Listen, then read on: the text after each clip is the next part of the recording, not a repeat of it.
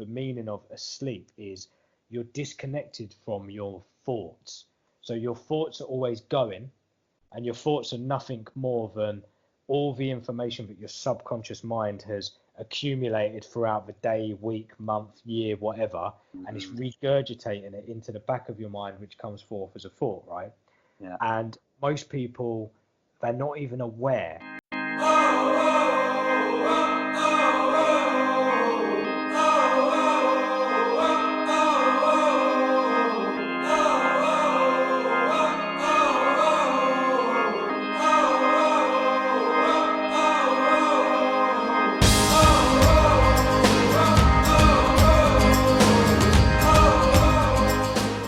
Podcast is brought to you in collaboration with Alchemist Vision, delivering a new line of clothing, helping protect against the negative effects of EMFs.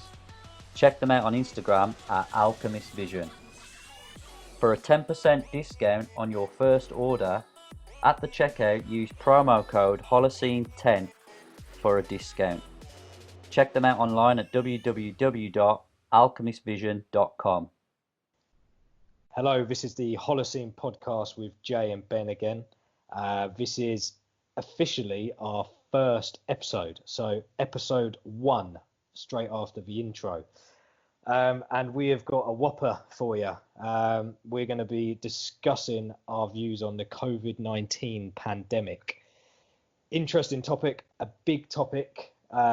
We were actually going to do a different type of video on this, which was pretty controversial. It was pretty heavy. We actually spent, me and Ben and a couple of other guys, we had a few of the SPQR guys that helped us with this as well. But we were going to go massively into the studies and the science behind our viewpoint. However, what we found when looking back, it was heavy and it was going to take hours and hours to bring the full point around. So I think what we're going to do in this episode is basically just discuss our opinions and yeah, I guess somewhat educated opinions, and discuss all of the factors and kind of see where it leads us. So Ben, how you doing? I'm good, mate.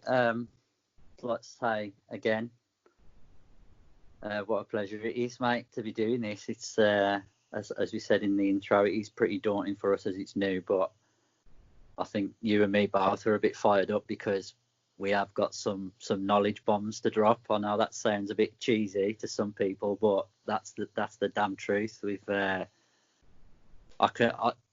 mean, I can't speak for both of us, but I pretty much know you well enough now, Jay. Like, it's not arrogance that we're trying to put across here. It's confidence, because we know we've done some real good, solid research.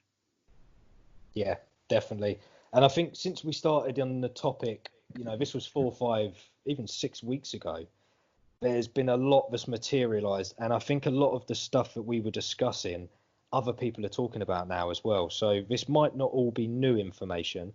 I guess our opinions are new because we haven't probably fully voiced them in the public domain yet. But there's a lot of doctors and scientists that have actually come out and said quite similar to what our viewpoints were. Like, for instance, Dr. Buttar, Dr. Shiva, even a David Icke interview, that was pretty heavy, but I found he didn't go too far into the kind of details. He just sort of said his view on the future and what he believes. But a lot of, again, what he said is, I think a lot of doctors and scientists have come out with some pretty compelling evidence or opinions that are starting to get people to think. And what I found with all this is, the further we go down the road with COVID-19 and the kind of mainstream view on the pandemic, I feel it's leaving us with more questions than it is answers, which is the strangest factor. And I'll give you a very quick example. Like, they come out, and just one simple thing, they come out and said at the beginning, smoking is, probably one of people that smoke are getting hit the hardest. And then they've come out with a new study and suggested that smoking could actually protect you from COVID-19, which is just insane. Then they come out with the vitamin D. They were saying vitamin D plays no role whatsoever. Now they're saying that most of the people that have died or been critically ill have had low levels of vitamin D, or even as far as vitamin D deficiencies. They've now come out and said that direct sunlight can kill the virus, where that was a myth at the beginning. So it's all playing out in some weird fantasy world. And yeah, what we're looking into, I think, if anything, the information that we're going to be discussing is probably just going to get people thinking more than trying to kind of prove anything. That was our original intention, but like I said, it was going to be way too heavy. So we thought, do you know what? Let's have a chat, see where it leads us. Let's talk about our opinions. Let's theorize a little bit and bring up some references, etc. And let it play out. Yeah, I think it's probably important for me to say, and I know this might even come across as controversial, but like we may as well start as we mean to go on. Like for anyone that's listening, this again, I'm not speaking for Jay, but I know he knows of the same things as me. When you look into what is going on in the world and you start to piece it together, obviously we came in at, you could argue, a cryptocurrency sort of point of view in terms of how we met. But generally, when you start to look into the world, one of the things that you'll find is the mass media, the mainstream media, is heavily controlled by a certain few. And then when you start to look into who those certain few are, well, then you go into another rabbit hole. You know what I mean? And but we're not afraid to talk about these things, because just as much as we are a little bit. Well, yeah, a little bit, of course, a little bit, because you've got to be careful, because I know it sounds really conspiracy theorist to say this, but you've got to be careful. You don't want to be like people knocking at your door. I mean, we're not looking for that. We just, you know what I mean? We're no experts. We're not claiming to know everything. We're just sharing ideas based on information that is out there on the internet, which we all have access to. And you know what I mean? Like these, but we try to look at authentic, credible sources of information. But it's important to note the mainstream media is controlled. It is total and utter propaganda. Yeah, it is the fake news that they're trying to censor things like Twitter and YouTube and things like that, putting it down as fake news. Well, I think in reality, the bulk of the fake news is the media. And I tweeted something, actually, Darren, he tweeted something earlier today, actually. And at the bottom of his tweet, as he posted it, there was a thing on Twitter that shared a link to official COVID-19 information, right? Right. And so basically it's like, yeah, this is his opinion. However, here's the official story. And it was at the bottom of his tweet. So I've retweeted it and wrote something else. And that very same message come on the bottom of my tweet. So it's like, it's almost as though, anyone can have an opinion. However, we're going to stamp the approved consensus at the bottom of it.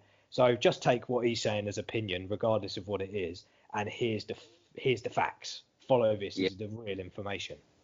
Yeah, actually, before we move on, just so everyone knows who you're referring to, it's a friend of ours who's building some content of his own right now. And if you want to check him out, his name is Darren Palatina, and you can find his website at darrenpalatina.com. That's DarrenPalatina.com. DarrenPalatina.com. He's a good guy. Some of you might know him as 12 Bullets, or even prior to that, he was Ripple Ninja. So he's had a couple of aliases, but yeah, he knows his stuff. But yeah, so the situation, COVID, right? I mean, and actually, sorry, let me just take it back a little bit. What I was going to say before I started blabbering on about the fake news, what I find the further I go into research is everything is connected in one way or another. So where I tweet about cryptocurrencies and all this sort of stuff, but looking into the COVID and, other sort of news or geopolitical news and all of this stuff, it's all connected.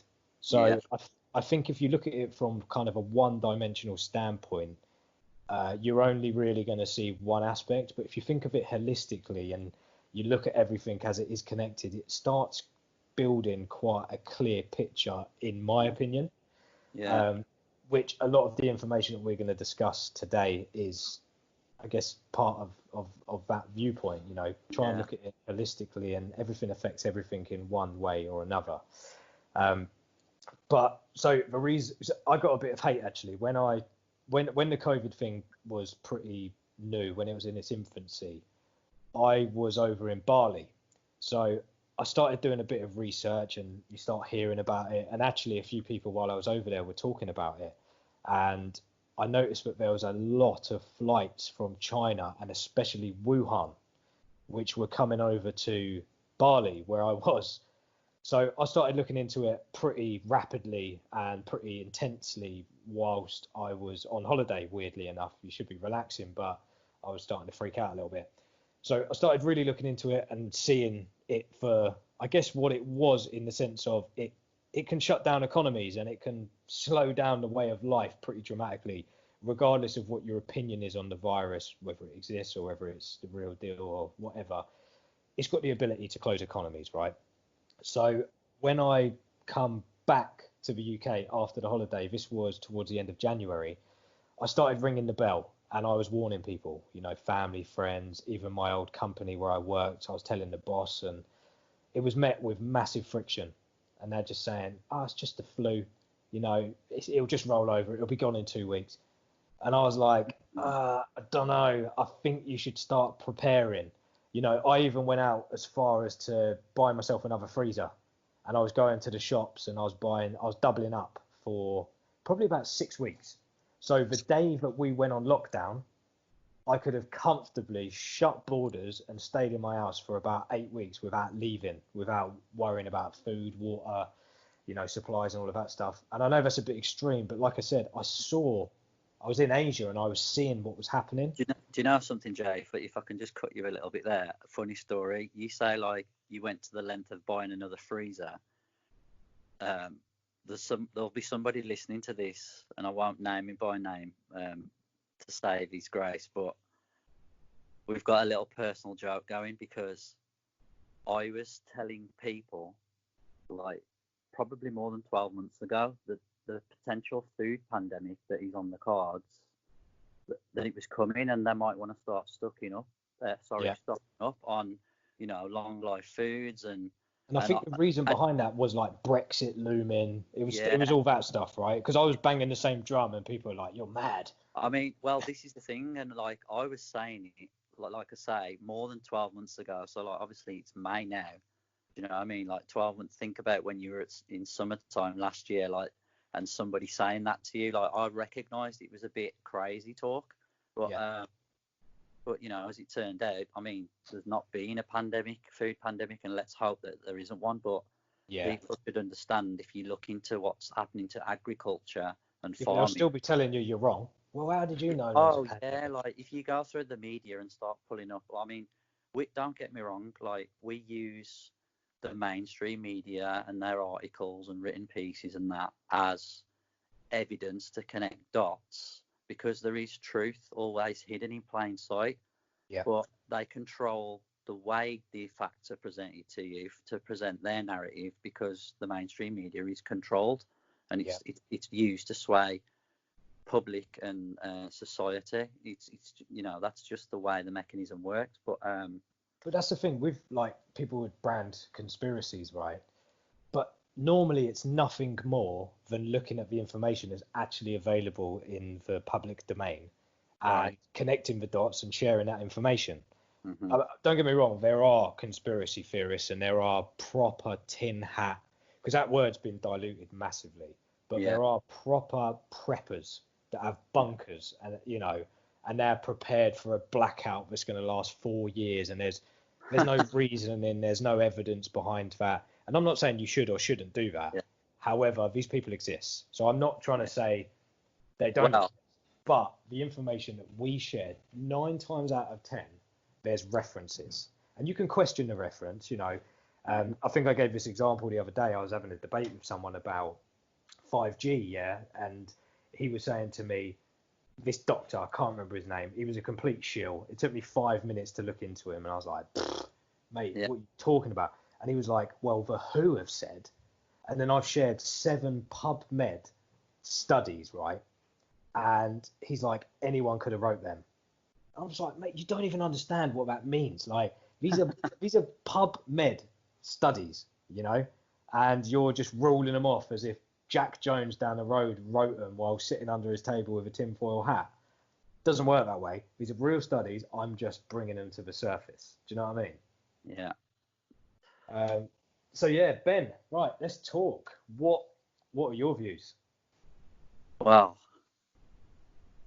I previously thought I might try and sit on the fence on a lot of things, but as it's important to like deliver the information, like I'm not going to be able to contain myself to being quite forthcoming where I actually stick with some of my opinions. So, like I said earlier, like start as you mean to go on.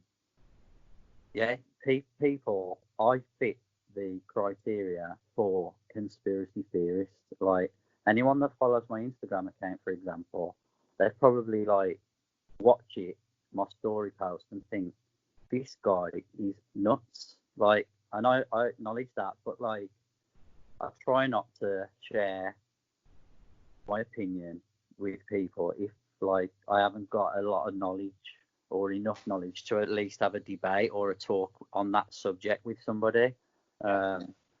So my opinion, I think COVID-19 is nothing more than a social mechanism that is used to get for profit to control the masses.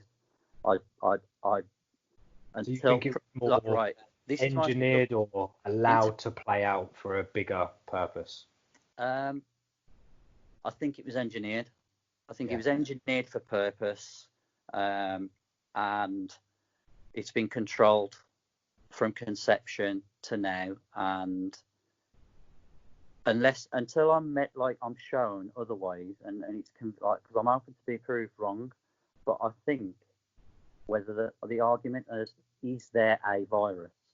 Yes, there is a virus of some sort out there, but I don't believe that Many viruses. there's like then you start going in, obviously because it's relevant. You start getting into vaccines because you're talking about virus and the World Health Organization and things like that, right? I'll go right off the bat and say the vaccine industry should be abolished, and that is my official stance. Yeah, that's one I'm still looking into. I've actually got a document which was sent to me by a nurse, and it's heavy. But I go back to it for certain references, and she's a hardcore anti-vaxxer. And as I said to you earlier, I don't think I would go as far as to say I'm an anti-vaxxer just yet, but I'm certainly against a lot of vaccines. And it's not even necessarily the vaccine, so to speak, it's more the materials within the vaccine. Absolutely.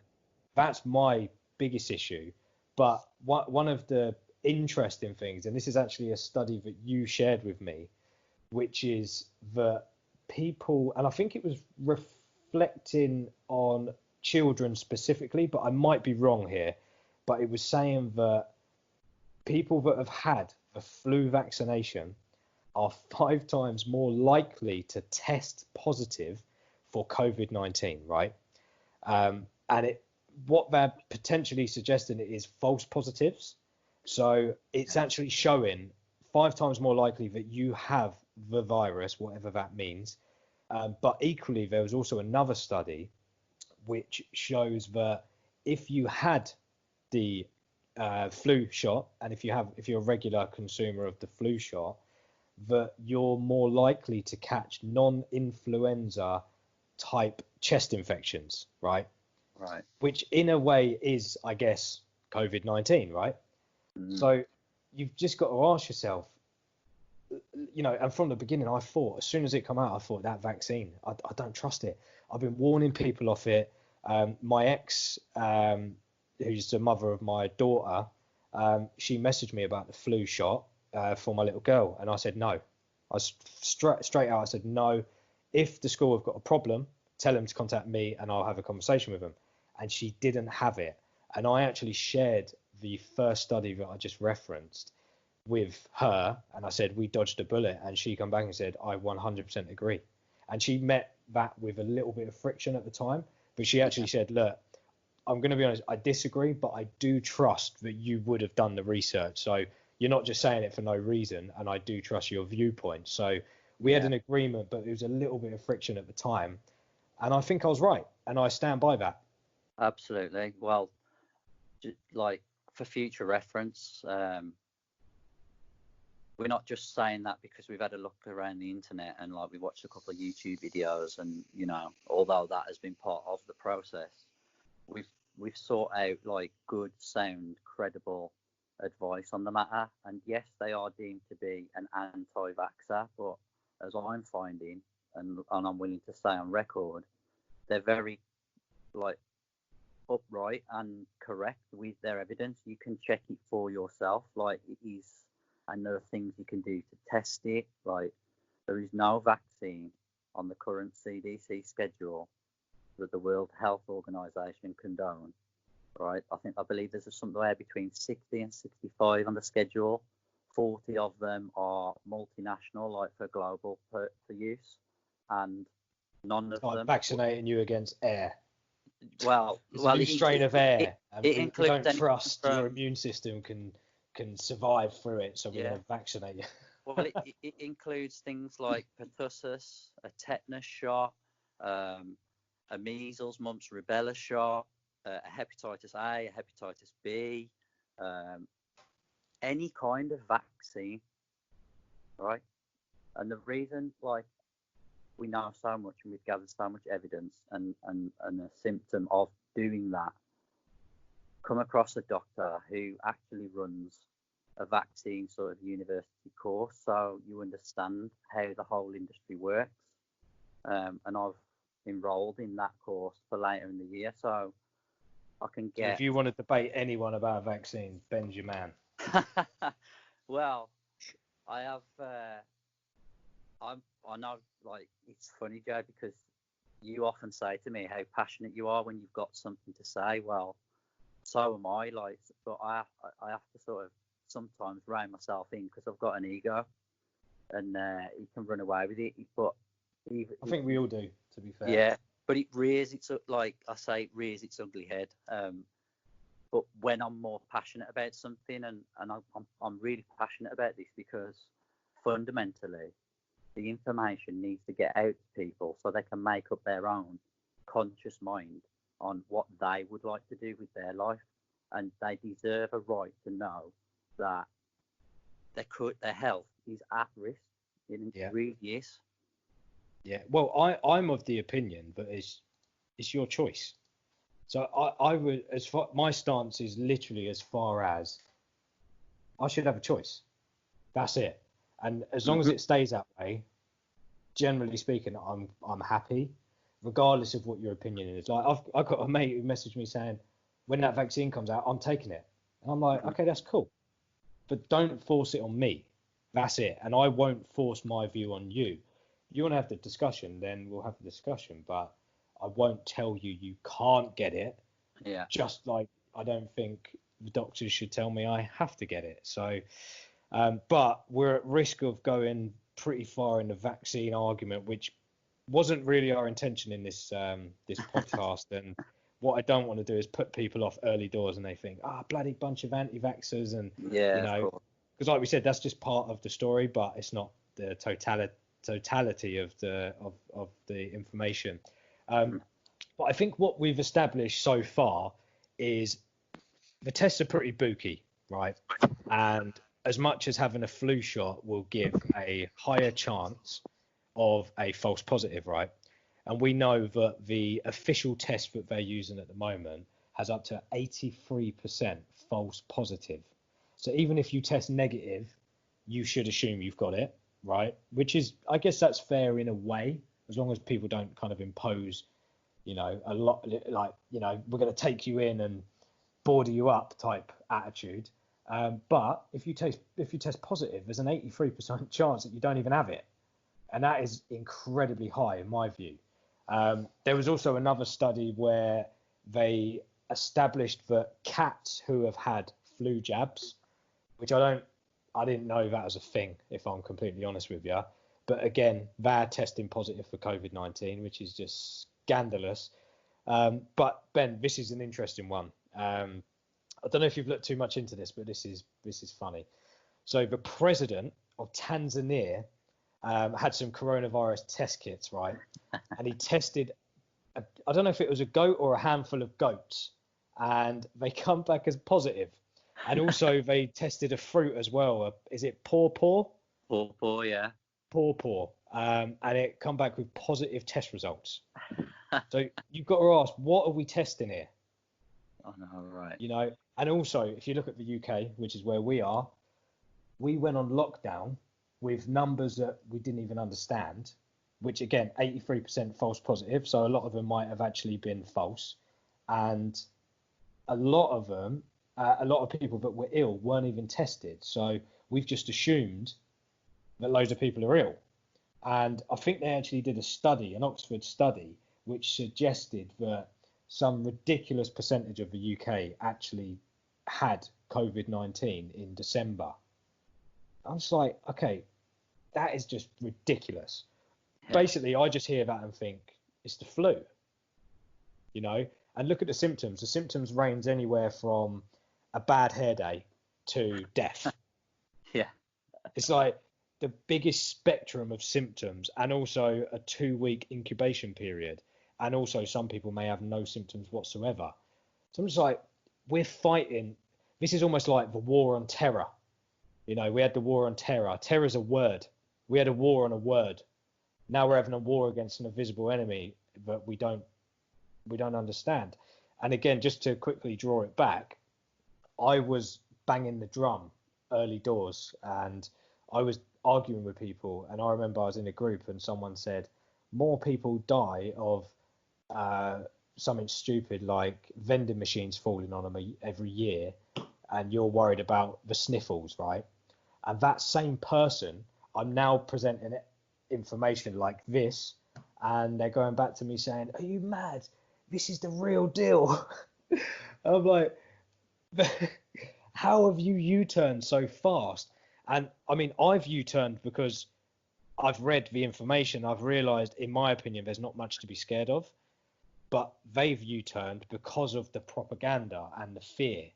When this individual at the beginning stages was telling me that I was peddling fear. Yeah. So I'm just like, what the hell? The problem with that is that, like, for me personally, like, if we were just talking on the phone as we would normally do, I would just naturally progress to saying to you, well, you've got to factor in 5G into this then in that case, and what we found, because you know, you want to cross-reference it over. They've got these studies and they're saying people may have got it in December, and then like you've still got people now falling sick, like right now, like, so we're not contesting that there's something going on, but just don't know if it's what we're being told. Yeah, and when you've got the politicians themselves revealing the numbers, which are like supposed to be credible, you know, Office of National Statistics, UK Gov, and they're all really conflicting. And then when they're delivering them and their national addresses and reports, and it's like, well, what is going on? Like, because the deaths are up, the deaths are down. Like, what's going on here? I mean, we know, because we were looking at the statistics, that the deaths have increased. So something is definitely happening, but what is it? Because if we've established that the tests are bullshit, and there's no real proof, and I've put this out a few times, do you know anyone, or does anyone know someone that had COVID and actually has had a test and they can physically prove it? And the answer is always no, right? And if you have, then please share it with me and I will shut the fuck up and I'll agree. But I can't find that at this stage anyway. And just on the point of the 5G, so I don't know about I'm not saying it is or it isn't, right? But one thing that I do find interesting, and a lot of what I say is based on the psychology of the masses, I'd say. I keep an eye on what people are saying. And then I kind of look into the reasons as to why I think they're saying that or why they are saying that.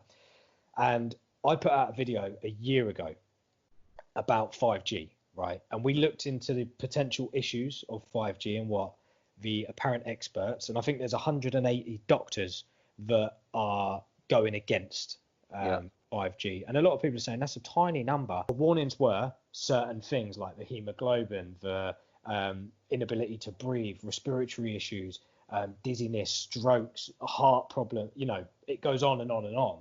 And the 5G, a lot of it actually went live last year, right?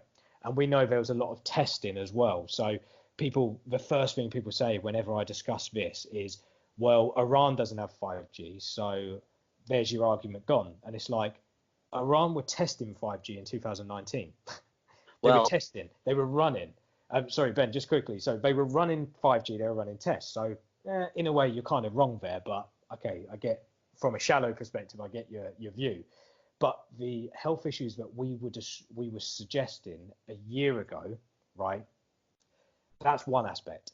Then I will have that conversation with people now, and their very argument is, well, they've already gone live.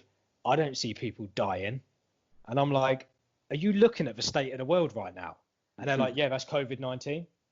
I'm like, oh, well, okay, cool. So because now they're telling you there's a virus, and the very thing that people were pretty, you know, straight on the nose warning about is kind of playing out, but you're saying because it's COVID-19, there's no correlation at all.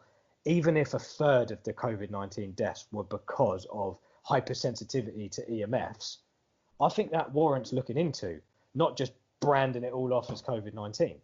Right, exactly. Does that make sense?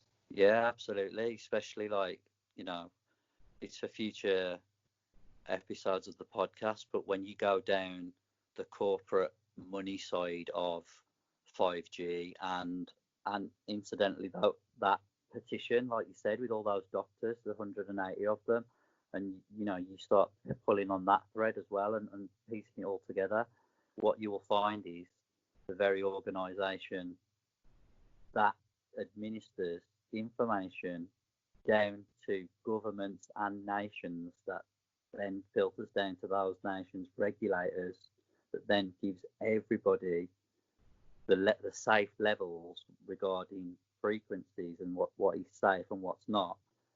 The governing body in association with the World Health Organization EMF board, it goes by the name of ICNIR, and there's a conflict of interest as pointed out by those 180 doctors and scientists. Further studies are needed because the ones that are out there independent of that board show a very different perspective on what scientifically and medically it is doing to human beings, and that's the information that everybody has a right to know. Yeah, definitely. And what I find strange, in my opinion, and I didn't just make this up, you know, you can look into the literature and it is there and it is available, and I think it's becoming a bit more kind of accepted in mainstream science. But we as human beings, we are in a sense an electromagnetic field. And you know, the earth is an electromagnetic field. They call it the Schumann resonance. And you know, when you look into the molecular structure of an atom, you're looking at energy, right? And I think even if you go deeper, you're looking at code. You know, it's ones and zeros. It's code. It's information. And I think if you are pumping the world full of a new technology, I think it's insane to assume that there'll be no consequences at all. You know, and I found a study, and I've had a couple of debates with people, and I've shared this, and I've had no response to this information whatsoever. But there is a study which suggests that, and it talks about solar flares specifically, but it's basically a change in the electromagnetic field of the Earth. And what it's suggesting in the study is that, so it's magnetic fields in modifying gene expression patterns. It's basically opening up for a potential influenza pandemic. So what's to say that we haven't messed with the electromagnetic field from a global perspective? And I'm talking, Elon Musk banging up 50-60,000 satellites in the sky as well, which you need to consider that as well. I know that's quite recent, but the effects may play out later. But that is going to have a detrimental change to the electromagnetic field, right? Yeah. What's to say that hasn't just, I don't know, slightly distorted immune systems? And those individuals, if you look at the typical COVID death, you're talking 1 or 2 comorbidities, you're talking 87 years plus. These guys are probably on their last legs anyway. Yeah. And unfortunately, it's probably just pushed them over the edge. And what we are finding as well is an increased amount of young people that are having, like I suggested earlier, things like strokes or heart problems, or literally kicking over to diabetes where they were potentially pre-diabetic before. And a lot of these health issues that were looming are now just being, brought to the surface. How do we know that isn't the case? And we're talking about, as I said earlier, an invisible enemy. There's an invisible enemy, which is 83% false positive. It could literally be the flu, or if you've had the vaccine, or if you've ever had a coronavirus, you test positive, or even if you don't test positive, we assume that you've got it. How do we not know that these other health issues are coming to the surface, and it's all kind of wrapped up in this one giant complete fucking mess that's going on a global scale? Yeah. Well, that's the thing. When you do actually start to study things like you touched on, like the Earth's electromagnetic field and things like that, and you realise if you get your science cap on and sort of really digest it, and then you understand that we as human beings are living organisms that operate in harmony with frequencies because we are electric beings. You're meant to be outside. For example, you touched on vitamin D earlier. Like, you're meant to get sunlight, but obviously there's a risk, and that's why we have things like sun cream. Well, they're outside now. They're getting sunlight, but they're scared. Yeah. So it's you're getting the sunlight, but you're in fear. But what's crazy as well is then they'll tell you to put sunblock on. Yeah. And the creams and the sprays, they're full of carcinogens, and I'm a bit of a hypocrite because I've used them for years. Like, who doesn't? I mean, right? I'd use them like in a tropical country when you're burning. Get that on. But in your back garden in the UK and you've got a sunny day, you're going to go out and block the only day of sun that you get. I'm getting that sucker on my back. I'm out there topless. I'm soaking it up. Yeah.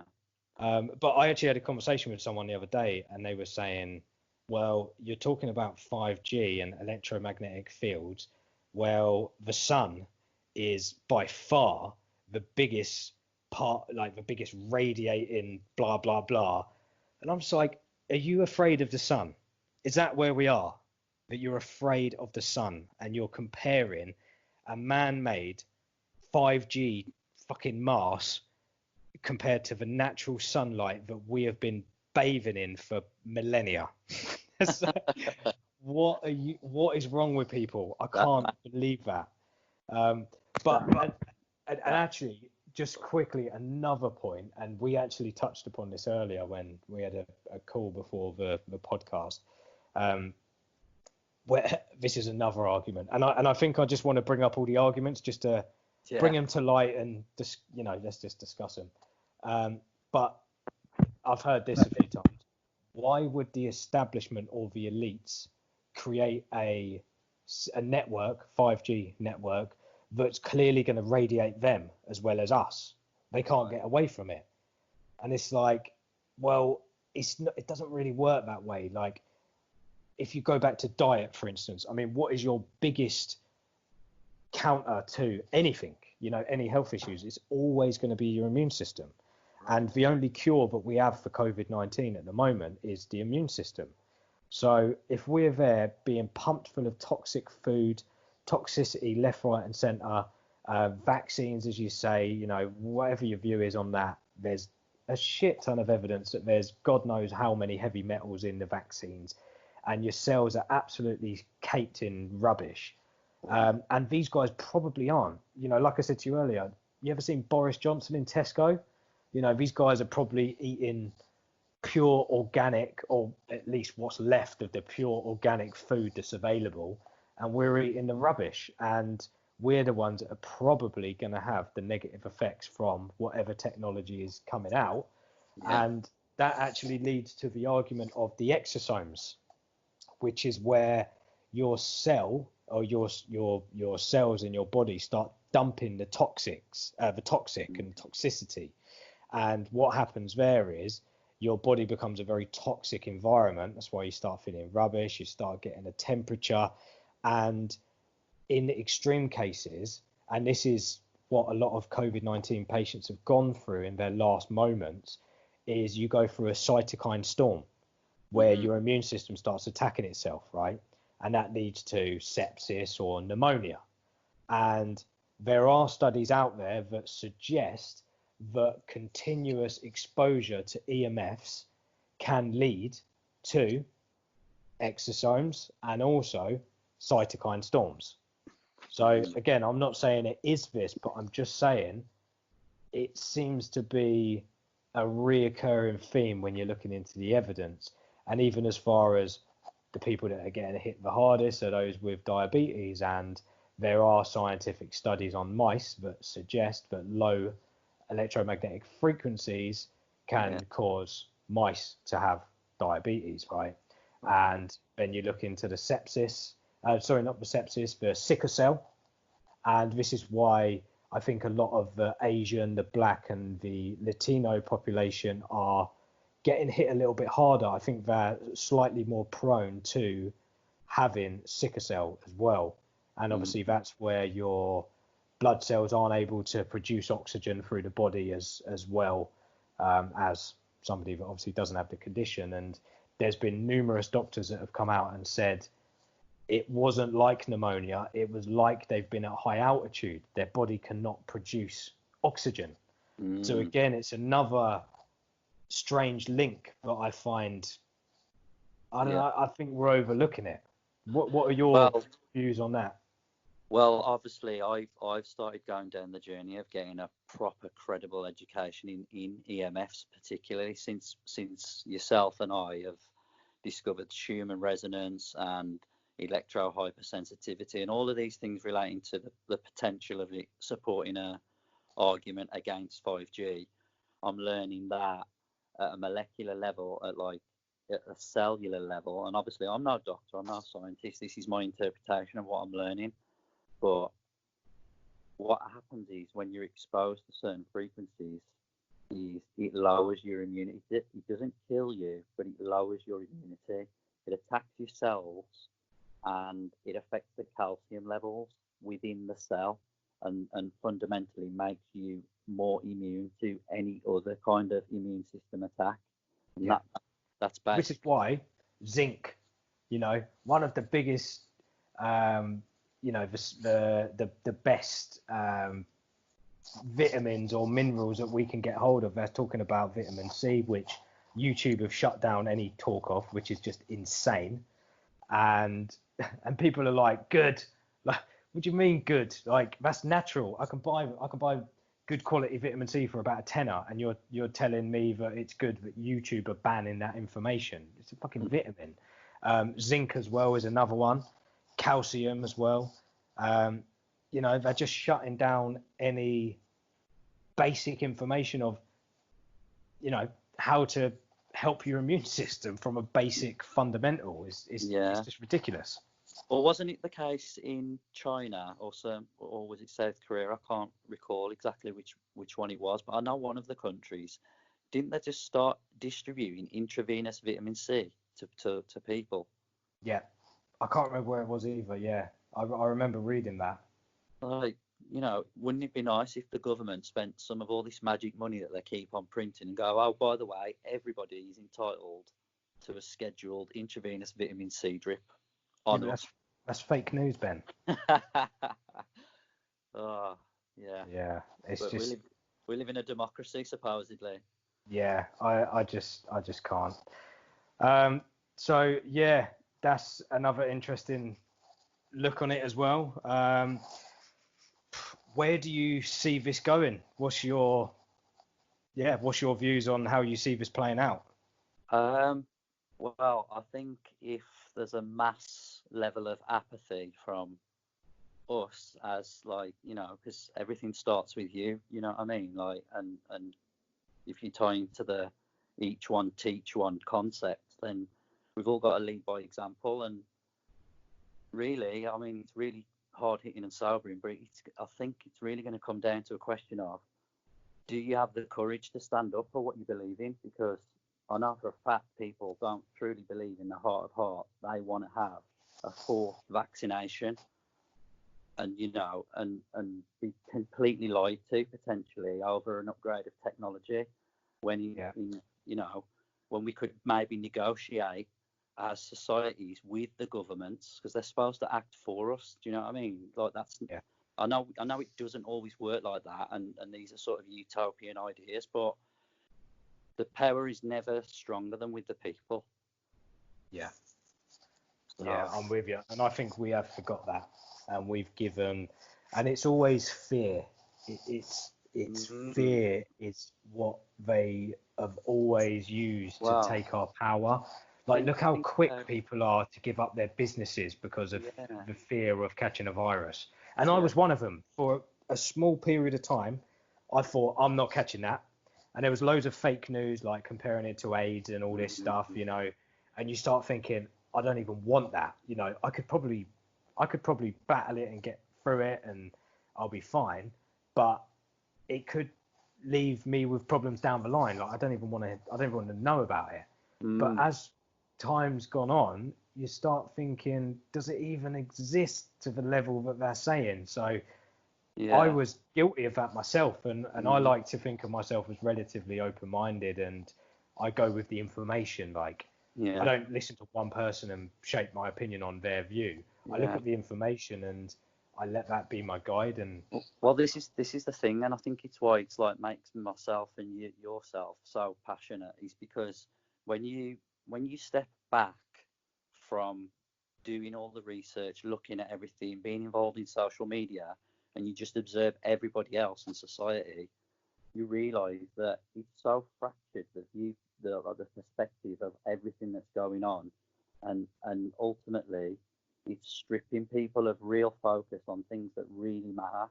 Like, they're making decisions for us when it comes down to the nitty gritty, you would probably say no to many things without further studies and further knowledge, and without definitely being told what to do. And whether people like to admit it or label it as conspiracy, like, that's up to them. But a lot of it is basic common sense. Like, there was a study done a few years ago that I can't remember exactly what is said in terms of the terminology, but it was along the lines of extreme social distancing leads to a 29% higher death rate, or of a death rate, and I read into it, and it was to do with mental health. So stripping us of that human to human contact. And you've got to think, like, it's okay for me. Like, I live in my house with my partner, and my daughter's coming over pretty frequently, and I'm trying to run a business. So I've got a lot going on, and that's fine. But there's people that live in some bootleg flat in the middle of London on their own. They haven't seen another human being in 8 weeks. Or there's people renting rooms in other people's homes, or, just living in squalor. And these people are probably struggling. I know it's been touch and go for me. I've had periods of time where it's been pretty difficult, but, and like I said, I'm okay. I'm in a house that I bought, that I chose. It's designed the way I like it, and we're living pretty comfortably, and it's been tough for me. So let alone people in worse positions. On that fact as well, they're printing all this make-believe fucking money out of nowhere. It's pretty much as far as helicopter money, and who's paying that back? The knock-on effect of that is going to far outweigh the death of this COVID-19. Yeah. And, you know, not getting sunlight, eating crap food because people have gone and bought loads of tins of beans because they thought that was the only way. Yeah. Tin beans and toilet paper apparently is the survivor's guide. You know, I don't know. I've never seen that on Bear Grylls. And I mean, that's just diabolical for the diet. And we already know that a poor diet leads to high blood glucose levels. And, you know, that's suggesting that pre-diabetes is one of the kind of, you know, the highest kind of population at risk. So Yeah. I think that what we've done is in fear, we've actually probably put ourselves in a worse position, even though, you know, I guess at the time of the lockdown, it was a choice between a bad situation and an even worse situation. And it seems like we've chose the even worse, looking back in hindsight. Yeah. I mean, I'm glad you mentioned the word fear again, because I was going to say before, fear promotes stress, and stress is the number one immune function lowering mechanism that like we have to put up against, and because of, you know, it spikes your cortisol levels. Yeah. So, you know, living in a fear-based sort of idea of you don't know what's going to happen, you don't know what rights you've got, you don't know who to believe, like it just gets you stressed. And I think being able to look around at what's going on and hearing lots of different stories, watching, obviously social media is such a big part of society today. Everybody's got their faces shoved in a screen or a phone, so we're all watching each other. Yeah. Which leads you on to, I mean, Greater Manchester Police in the UK have got a campaign going about, if you are worried a friend or a relative in your family is suffering from potential online radicalization because they are constantly posting on social media conspiracy theories, you can ring this number. Like, what the hell is that about? That is just mad. Well, they've probably rung up on us a couple of hundred times. Well, if you go down the real conspiracy tinfoil hat route, what I'm about to say, like, you know, I dare you to dig at it, but if you understand the concepts of your phones are being listened to and espionage and CIA and all these kind of things, like, we've gotten that far now, Jay. I would say if they ever was to be tracking us, like, they know what everybody's talking about. They know what everybody's talking about, like, so, and that's all part of the narrative of censorship and freedom of speech sort of clampdown. Like, that's why they're collecting the data and the analytics on all our behaviours, thoughts, feelings, social influences, because they want to sell stuff to us, be it in a medical pill or be it in complete consumerism. We live in a world of usury and consumerism. Yeah, definitely. Well, on that point, the amount of people that now would say to me, do you know what, you might have a point. I was talking the other day about, I don't know, anything, headphones. I've gone on Facebook and adverts have come up on headphones. So I'm like, yeah, that's kind of it. You know, that's kind of, you know, that's, you know, your cookies, and they're listening to buzzwords and they're marketing towards exactly what you said. But something funny happened the other day. So I was looking at buying a mountain bike. Like everyone else, I guess I am a sheeple in a sense because everyone else seems to be doing that. But I thought now is a better time than ever. I'm going to buy a decent mountain bike. So I'm doing loads of research, blah, blah, blah. Anyway, off the cuff, I found one secondhand, decent quality bike. Message him straight away. I'll have it. Within an hour, I've picked it up, come back home, you know, carried on with my day.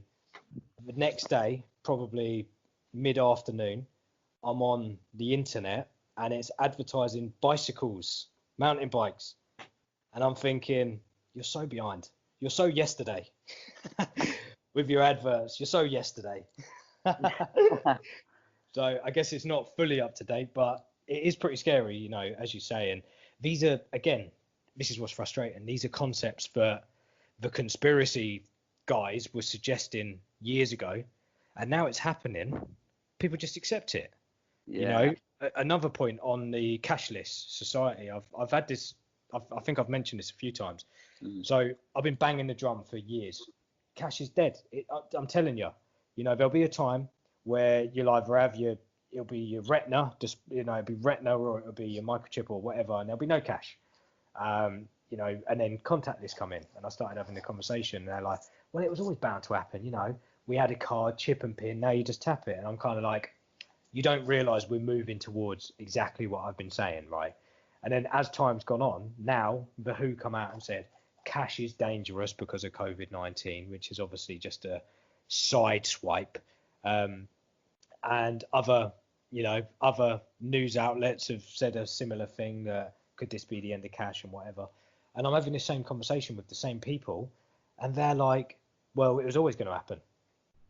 And I'm like, it was always going to happen. It wasn't going to happen 3 years ago when I was telling you and you were laughing at me, calling me a conspiracy theorist. Well, and also, so on that, they're that asleep, they don't even realize that they've accepted the conspiracy theory. Yeah. They're just like, it was always going to happen. And I'm like, okay, when did you have that realization? I don't know. I always knew it. Well, no, you didn't always know it. Well, this is the paradox that I find with that, is they once rejected it because you were saying it, and then through the powers of, the irony is it's called tell-lies vision, tell-lie vision, do you know what I mean? Like, there's patent out there that shows that electromagnetic pulses from a screen or a monitor forms a form of hypnotism on the human being. Like, it's the theta and delta in it, your brain waves. Again, frequency control. So like what you watch on TV, when you factor in things like, and it sounds conspiracy theorist and that, but there are such things as occult sort of magic ways in the world. So symbology through imagery on the television and the screen, and we're all guilty and susceptible to it because we're all looking at screens and phones and televisions all the time. But subliminal programming is a real thing, and when they're projecting to you programs on Netflix, for example, like Black Mirror, I don't know if anybody's seen it. Have you seen it, Jay? I've seen a couple of episodes that people have messaged me telling me to watch.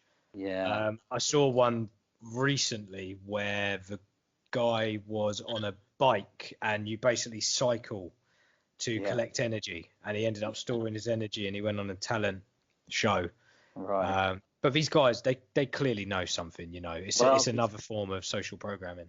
Yeah, the truth is often hidden in plain sight, and going back to the point, that's how the people that once refuted your claims that, I think we're going to go here and here's my evidence to support it, and they're like, oh, you're mad, and now they're kind of accepting it because they've been gradually programmed to come around to it.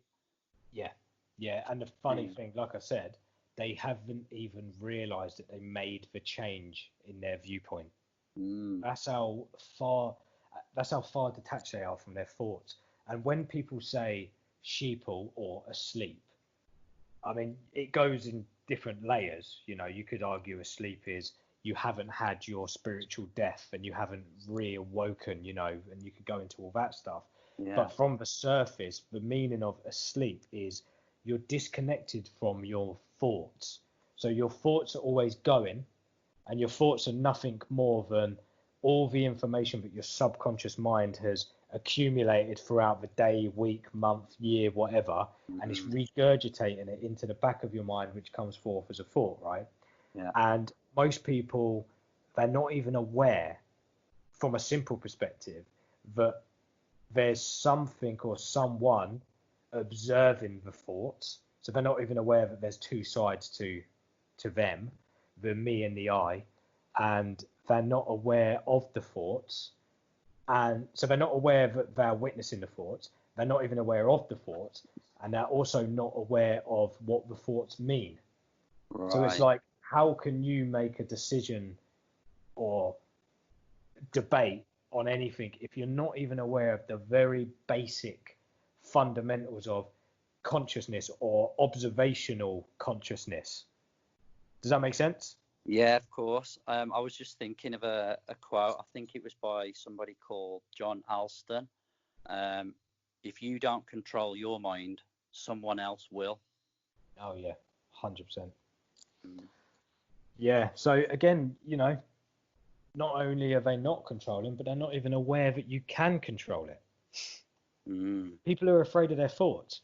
My little girl had a nightmare, and she's when I was a kid, I'd say to my dad, and I was raised by my dad, and he was tough, he's boy, man up. I'm like, Yeah. oh shit, so I kind of just manned up, but I'd say, what, I've had a nightmare, and he's like, don't worry about it, it'll be fine. But he never really explained what it means. So my little girl's 8, and I was explaining to her the other day, I was saying, look, your dreams are nothing more than two things: fear and love, right? So it's between fear and love, and it is literally everything that your subconscious mind has observed just regurgitating into a dream. So your conscious mind has shut down, so it's not the gatekeeper anymore, and it's just running riot. Sometimes a dream may have some type of meaning. Like a good example, I had a dream recently where I killed a cockroach. I was like, that is a weird dream. So I've Googled it, and looking into it, it's symbolic, because obviously the subconscious mind works in symbols as well as it dissects symbols. This is why symbolism is the most widely used language on the planet. Yeah. It was symbolic of almost killing something that is, well, firstly, that I'm resilient and I'm being resilient, which in my waking day, I'm very aware that I am, because we've got COVID-19. I'm trying to bloody run a business. And secondly, because I killed an animal, it's that I've, in a sense, had a kind of spiritual progression where I know consciously, I know this happened. When I've read it, I'm like, that makes perfect sense, because I'm trying to kill a part of me that's worrying all the time. And I've now acknowledged that there's nothing I can do about that. So stop worrying about it. So Mm. when I've looked into it, there's something there, but it's symbolic, and it's obviously my subconscious just running wild. And I think, to be honest, it went over her head. But teaching her that at such a young age, I think that she may grow up, and if I keep harping on about it, ahead, in the sense of knowing that she can actually control her mind and she can control her thoughts. And if you're depressed or you have anxiety, you should really, at the fundamental level, understand and realize that you are doing that to yourself. As much as, like, don't get me wrong, depression and anxiety is horrendous, but it's only Yeah. as bad as what you allow it to control you and to convince you that there's no way out. But Yeah. if you know, it's just thoughts, you Well, know. hopefully people in those positions, they have someone who loves and cares for them, which is a lot of of the time, and that requires us as their loved ones to offer support. Like, we need to build their self-esteem and their confidence, and make them know that they do have the ability to control their own thoughts. Yeah. And I think it is by far the most important aspect to human health. And Mm. it's by far the least funded aspect of human health in the UK, in the NHS, which is, again, I mean, you look at that and it's like, do these guys really care? I was actually having a conversation with someone again. We were talking about the vaccine, and they said to me, why would the government give you something or approve something that's going to harm you, right? And I sent a study by the BMJ saying that the third biggest killer in the US is medical error. If a doctor tells you you're going to die and you can't think for yourself, you're going to die, Mm. because you're going to take that as literal, right? So medical error. And where was it? I think it was in the UK. There was a doctor strike, and over that period of time, and I'm paraphrasing and I'm butchering this because I read this years ago and I can't remember all the facts, but over a period of time, whilst the doctors were on strike, the death rate dropped dramatically, right? So when people go to the doctors or the hospital, I think you need to keep that in mind to some degree. How much do they really care? And I mean, don't get me wrong, in the West, for acute health problems, we are brilliant. You know, if you cut your leg off, go to hospital. If you have, like, you know, if you have, I don't know, a stroke or something, go to the fucking hospital. You know, there is no, Well, don't stay at home and think you can dose up yeah. on vitamin C. But I think a lot of the chronic problems that we have, you know, if you look at the term cure in any other sense of the world, like if you look at the meat industry, cure means to preserve. So to cure is to preserve. But then we go to the hospital to be cured. You know, logically, what the hell? Does that make sense? And it is nothing more than disease, dis-ease. You know, you break the word up. And I think you can learn a lot about the English language when you break the words up, as you said about television and television programming and you know. But when you look at dis-ease, what's happening with the EMFs? It's putting people at dis-ease. Yeah. And then you get all the science bods arguing there's no evidence that EMFs lower immune system. That is just scandalous to me. Yeah, it's crazy. It's almost, you could define them as insane, but yeah, like, and I just label it as a lack of knowledge mixed with brainwashing that's just repeated time and time again to them. So they just sort of, they believe what they're saying, but they don't even understand that it's one-dimensional thinking, isn't it? Yeah, of course. And you know what? They would always say, oh, if it says it on Google, it must be true. But my argument to that is, you only read the first page of Google. Yeah. If it's like, if you go, so I had a conversation with someone the other day and they're like, Trump is definitely a racist. I was like, okay, look, I've tweeted negative and positive things about Trump. If anything, I just find it a little bit funny. And I like some of the things he says, and I'm glad he's there in a way, but other times I'm like, he's not a hero. The QAnon bods, He's a psychopath. He's an absolute psychopath. Oh, well, I don't know. I think we'll do a full discussion another day on the ins and outs, but I'm on the fence with him. Sometimes I like him, sometimes I'm like, you know, this QAnon stuff, I don't think he's your god. I don't think he cares as much as you're thinking, and it's a bit of a psyop. But I've lost my train of thought on that one. Well, yeah, sorry, no. So I've Googled Trump racist. The first whole page of Google is just the media saying he's racist and trying to prove that he's racist. So I've gone in 3, 4, 5 pages, and I'm starting to look at what I see as real evidence, real people talking about real examples. He gives plenty of example. That's the problem with him. Like he, in my eyes, he's absolutely racist, but he's an absolute psychopath. That is nothing more than he's just a controlled puppet. Like that, yeah, but he's doing things like hashtag Obamagate. Well, that is brilliant. Mate, that is brilliant, dude. That is, you know, between me and you, the things that we've seen, like, and people pass this off as extreme conspiracy. But if people want to go there, and I wouldn't advise people do, because it's a very murky world, but you will see that, like, they are just puppets, and it's just they ridiculous. are, but it does seem like he's having a bit of fun. Well, and he's bringing a few things to light. And that's what that was going to be my point. Like, if people dig up why he's trying to dig out Barack Obama, like, because to many people, I understand that Barack Obama is highly regarded as a nice human being, but we're all inquisitive beings, and on that topic, like, I don't, you know, you have to tread very carefully what you say, but like I said earlier in the podcast, the internet is a wonderful place, like, and there is lots of information out there. A lot of it is fake, we understand that, but when you read between the lines, like that thing alone, like Trump calling out Obama, and Hillary and all of that. I mean, I'm sure there's many listeners that know where I'm going with this, but Wait, that's what makes you arrogantly think that we have listeners? There's one listener that doesn't know anything about Trump. Well, yeah, that's true. I mean, imagine not knowing who he was.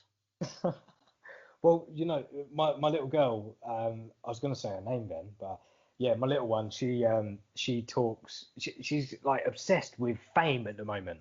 She keeps talking Right. about, like we're talking about Michael Jackson, and she's like, I think he's the most famous person on the planet. And we're talking about, you know, who is, and I made a case of Bob Marley.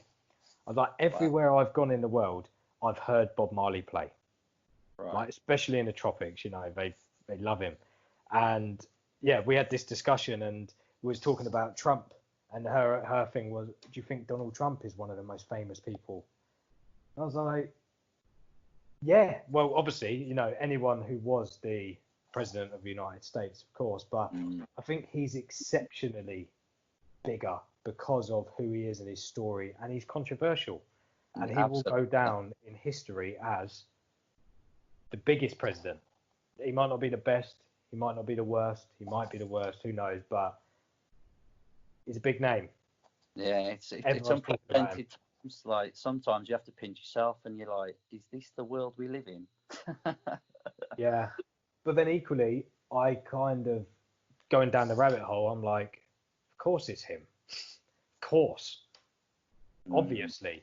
You know, ever since David Cameron stepped down in the UK, and trust me, I'm not for him, and I think he was a complete and utter fucking scumbag as well as the rest of them. But he had some type of global viewed credibility in a sense. He held himself well. He was a good talker. You know, he's a salesman. You know, he's an actor. He's a salesman. But since then, it has been a bit of a laughing stock, and it has. It's like a circus, isn't it? It is, and I think, and this is a bold claim, but I've said this for a while, and I believe this.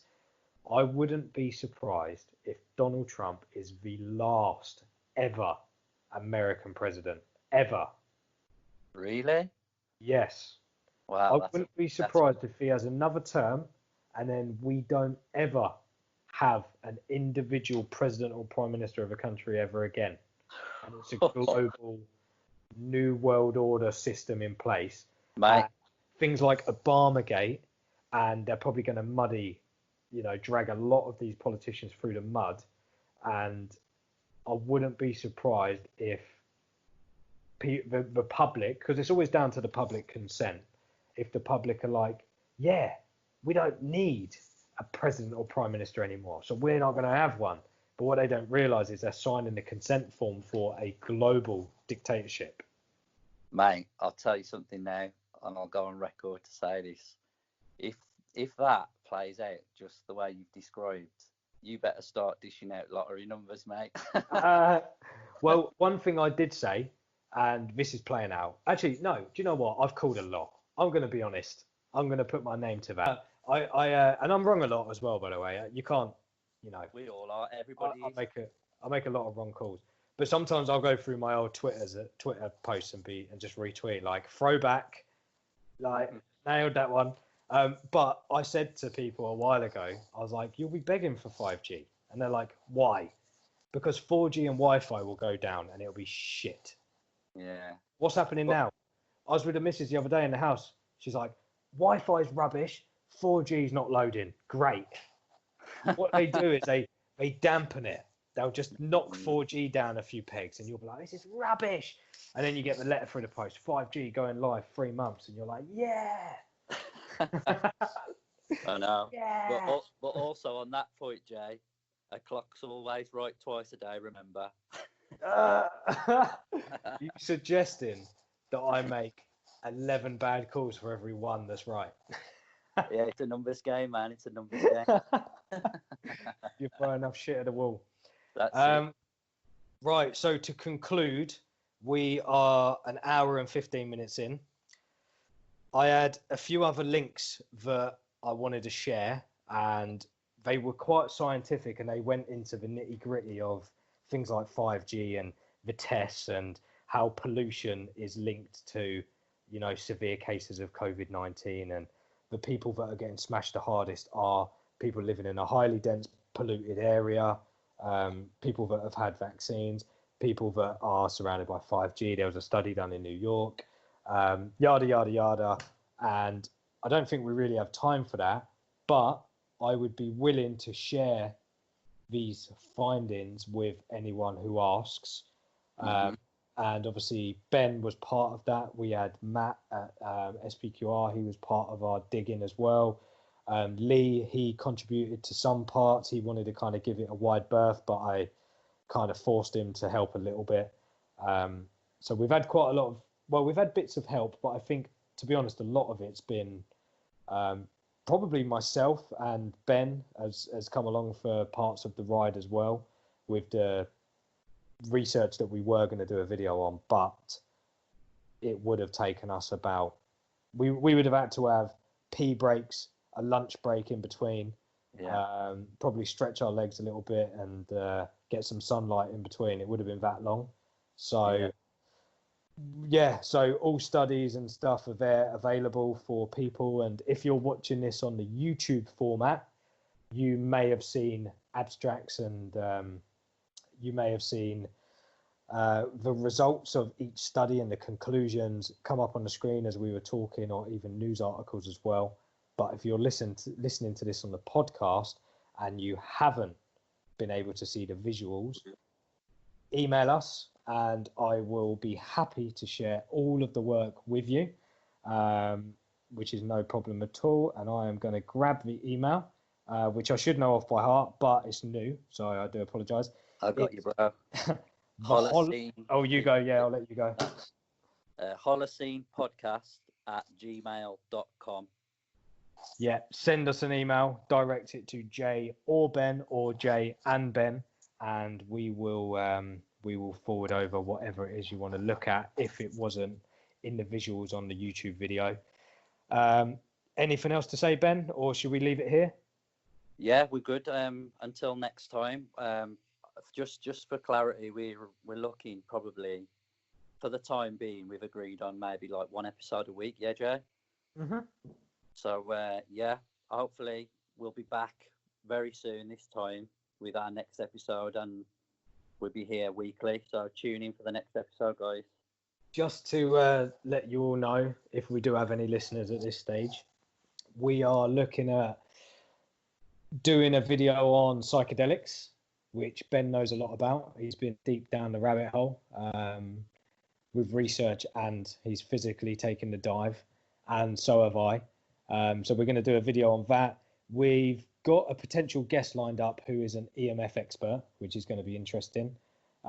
We are, of course, affiliated with The Alchemist, which is a clothing brand, and he is pretty sharp on the EMF side of things as well. So we're going to get him on and we're going to discuss his findings. And we've got loads in the pipeline. So stay tuned, like, subscribe, do all that good stuff, and we will catch you on another episode. Peace out.